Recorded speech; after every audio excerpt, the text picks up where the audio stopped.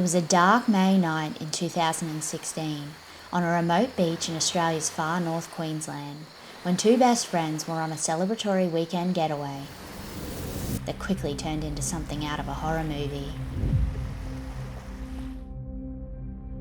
46-year-old Cindy Waldron and her best friend Leanne Mitchell had been inseparable for over 30 years. They had both grown up in New Zealand and had met in their teens while studying at Crocodile University, located in Hamilton, an inland city on New Zealand's North Island. Cindy was an aspiring photographer and Leanne a law student.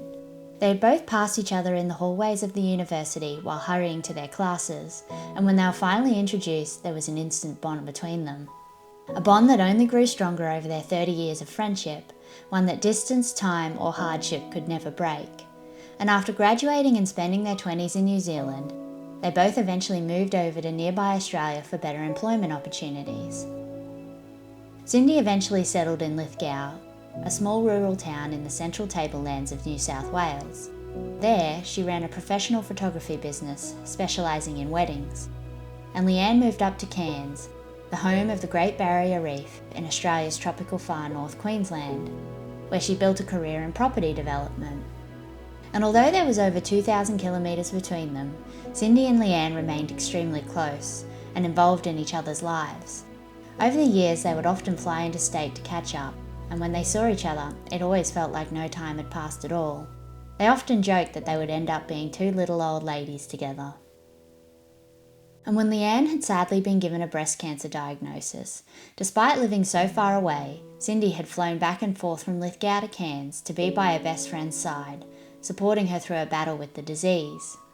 And after months of intensive treatment, it was May in 2016 when Leanne was finally given the news that she had beaten the cancer.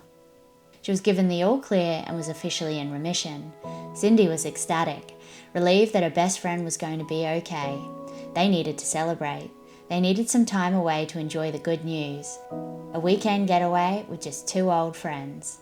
So they packed up the car and headed north, from Cairns to Thornton Beach, a pristine remote piece of paradise in the middle of Australia's Daintree forest, which also happens to be in the heart of Australia's croc country.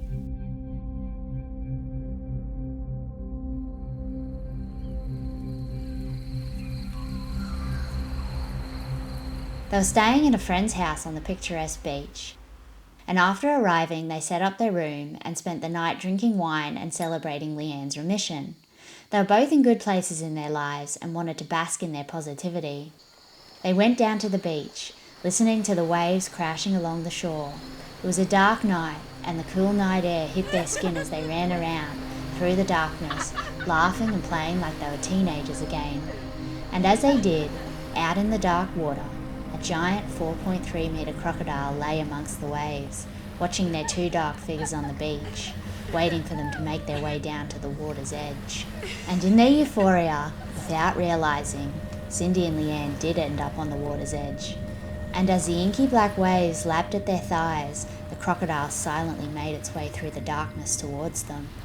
Cindy and Leanne continued to laugh, hold each other and enjoy every second of their celebration, unaware of the horror awaiting them. The crocodile positioned itself, waiting, undetected, invisible under the blanket of dark ocean water swirling around above it. It watched them, silently waiting for an opportunity to strike. And when Cindy turned her back to the water, it burst from the darkness. Cindy grabbed onto Leanne as the crocodile's powerful jaws clamped down on her. She let out a scream. "It's got me!" Leanne held her back, reassuring her that everything was okay. But she hadn't felt the crocodile's force, and the night was too dark. She couldn't see the predator that had her friend in its jaws. But a moment later, when they were both reefed away from the shore with an unimaginable force into the deep ocean water, Leanne reached out with her hand, and through the darkness, her fingers touched the rough reptilian armour of the crocodile's head. Terror ran through her body.